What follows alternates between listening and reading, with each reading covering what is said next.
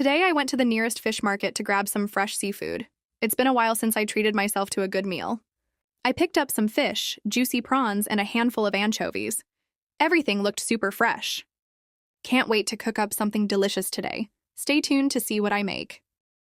நெஞ்சம் அதில் விழுதா எழுந்திடும் போதும் அன்பே மீண்டும் விழுந்திடுதா